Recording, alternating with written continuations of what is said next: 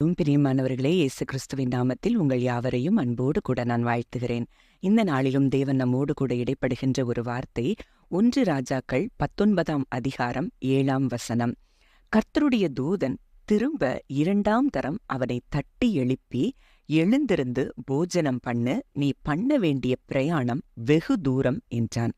ஆம், இந்த வார்த்தையின் மூலம் தேவன் உங்க ஒவ்வொருவரையும் இன்றைக்கு பலப்படுத்த விரும்புகிறார். இந்த நாட்கள்ல நீங்க சிலர் ரொம்ப சோர்ந்து போய் போதும் கர்த்தாவேன்னு சொல்லி கொண்டு நீங்க உட்கார்ந்து இருக்கிறதை நான் பார்க்கிறேன். ஆனா ஆண்டவர் சொல்றாரு, எழுந்திருந்து போஜனம் பண்ணுங்கள். நீங்கள் பண்ண வேண்டிய பிரயாணம் இன்னும் வெகு தூரம், நீங்க போக வேண்டிய தூரம் இன்னும் வெகு தூரம் இருக்கிறது.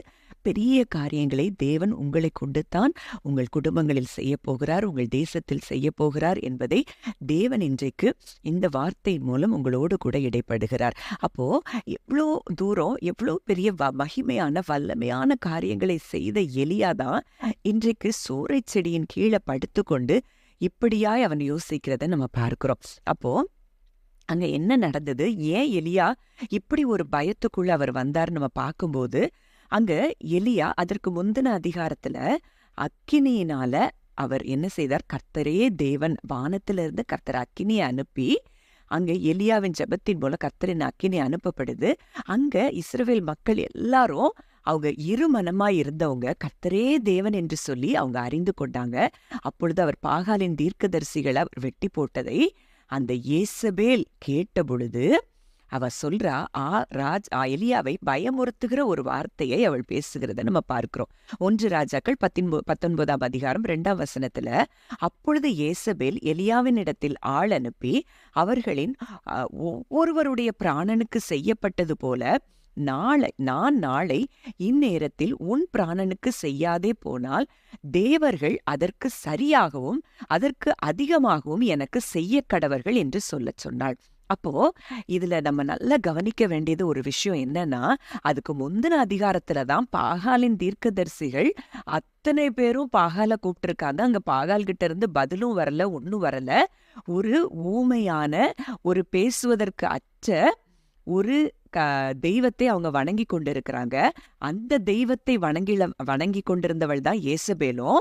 ஆனா எலியாவோ ஜீவனுள்ள தேவனை ஆராதித்து கொண்டிருந்தவர். ஆனா இந்த யேசபேல் பேசின இந்த வார்த்தை எவ்வளவு தூரம் எலியாவை சோர்வுறப்படுத்தி இருக்கிறது. இன்றைக்கு இப்படித்தான் உங்க வாழ்க்கையிலையும் எத்தனையோ காரியங்கள், மனித வார்த்தைகள், எத்தனையோ சூழ்நிலைகள் உங்களுக்கு எதிராக யேசபேலின் வார்த்தைகளைப் போல இன்றைக்கு பேசிக்கொண்டிருக்கலாம்.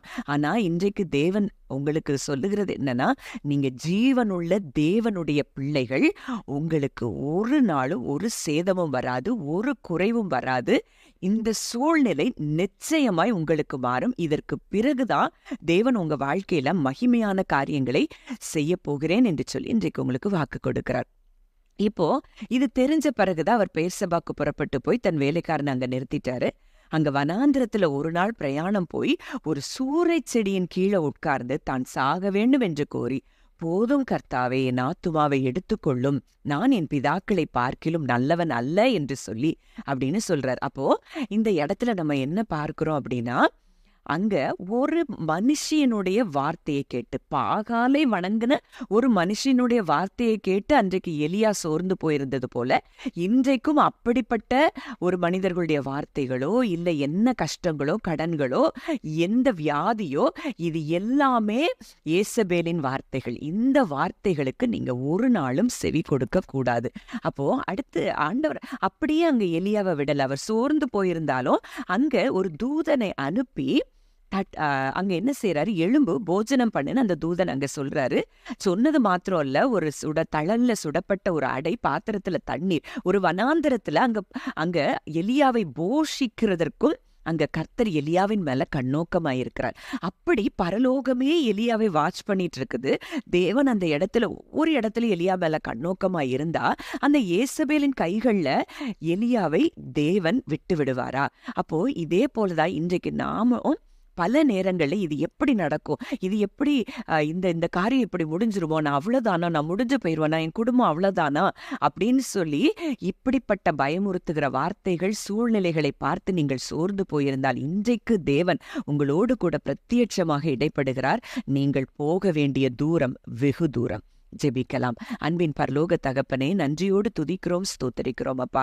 இந்த வார்த்தையின் மூலம் தகப்பனே, இன்றைக்கு இதை கேட்ட ஒவ்வொருவருடைய வாழ்க்கையிலும் கர்த்தர் நீர் பலப்படுத்தி, அவர்கள் போக வேண்டிய தூரம் வெகு தூரம் என்று சொல்லி ஆண்டவரே அவர்களுக்கு போஜனத்தையும் வார்த்தையாகிய ஆண்டவரே அப்பத்தையும் கொடுத்து ஆண்டவரே அவர்களை நீர் திடப்படுத்தி இருக்கிறீர் தகப்பனே. இது நிமித்தம் அவர்கள் அப்பா கர்த்தருக்கு காத்திருக்கிறவர்கள புது பலன் அடைந்து கழுகுகளைப் போல செட்டைகளை அடித்து எழும்புவார்கள். ஓடினாலும் நடந்தாலும் ஓடினாலும் இளைப்படையார்கள், நடந்தாலும் சோர்ந்து போகார்கள் என்று சொன்னபடி இன்றிலிருந்து ஆண்டவரே அவர்கள் ஆண்டவரே ஓடுகிற காலம், பறக்கிற காலம் வந்திருக்கிறதற்காய் நன்றி செலுத்துகிறோம். கர்த்தர் மகிமையான காரியங்களை இதை கேட்கிற ஒவ்வொருவருடைய வாழ்க்கையிலும் செய்ய போகிறதற்காக நன்றி செலுத்துகிறோம். இயேசு கிறிஸ்துவின் மூலம் கேட்கிறோம் ஜீவனுள்ள நல்ல பிதாவே, ஆமென்.